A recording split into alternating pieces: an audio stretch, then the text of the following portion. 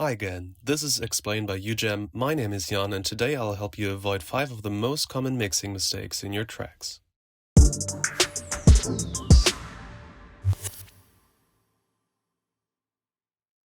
A lot of producers wonder why their tracks aren't as loud as professionally mastered songs. Mostly that's because they don't have enough headroom on their pre-master channel. Headroom is the space between the loudest peaks of the track and the ceiling, which is 0 dB.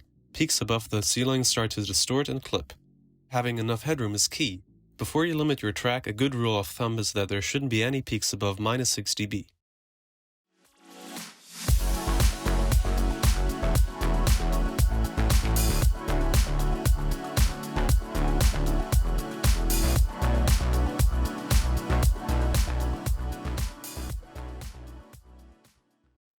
Try adding a limiter. A limiter can push your track to the max without clipping.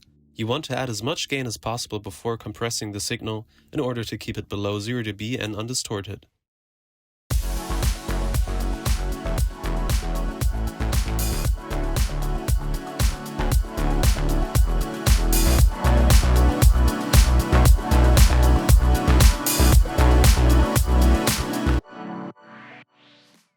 If your pre-master already peaks at -1 dB, you won't have enough headroom to push the limiter hard enough before it distorts.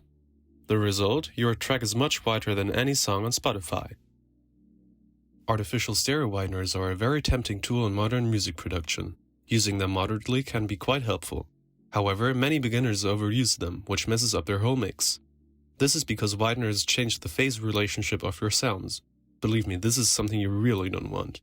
Phase is the relationship between any point on two signals. A phase relationship of +1 means that both signals complement each other perfectly. -1 means they cancel each other out, which results in no sound. Wideners shift one of the signals, which means that the sound coming from your left or right speaker plays a few milliseconds later. Yes, this creates artificial stereo but changes the relationship of your signals. When used excessively, the signals are shifted too much and cancel each other out and your sound won't play correctly. The solution? Panning your sounds thoughtfully. You won't need to use wideners the extreme way you used to do. Mono elements such as kick, snare, and vocals should be placed in the middle of the stereo field. Let your synths and pianos contain stereo information to distinguish them from the mono elements. Pan your percussion and pads more to the sides to achieve a full sound and mix. Everything below 100 Hz is what we consider the low end, which should be in mono. Apart from your sub-bass and kick, nothing should really occupy that region. For example, in order to avoid unnecessary rumble, there shouldn't be two bass sounds occupying the low end. Therefore, keep the sub-bass in the low end and add a steep high-pass filter at 100 Hz to one of your other bass elements.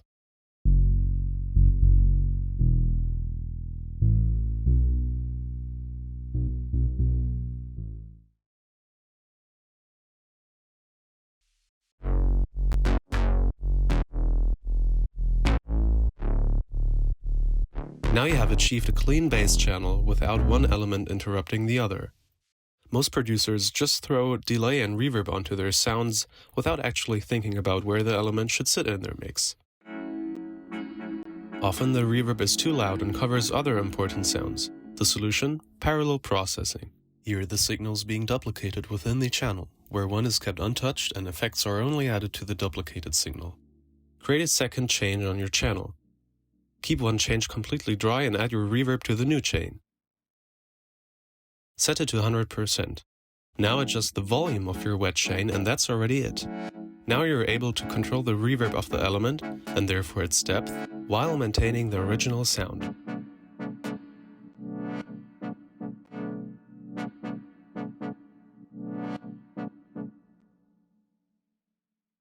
Have you ever wondered what order your plugins should be in? Here's how you could structure your plugin chain. Adjust the gain of the audio so you have enough headroom. Saturate your sound at the beginning of the chain because an EQ in front of it could neutralize the saturation. Use a subtractive EQ to get rid of disproportionately loud frequencies. Use an additive EQ to shape the sound's character. Compress if the element is very dynamic in volume. Add modulation if you further want to change the character. Reverb and delay last, because mostly you want to keep them as natural as possible. That's it. Thanks for watching. Next to your composition and sound design, your mix is equally as important. I hope you found these tips useful and can implement them into your next tracks. See you next time.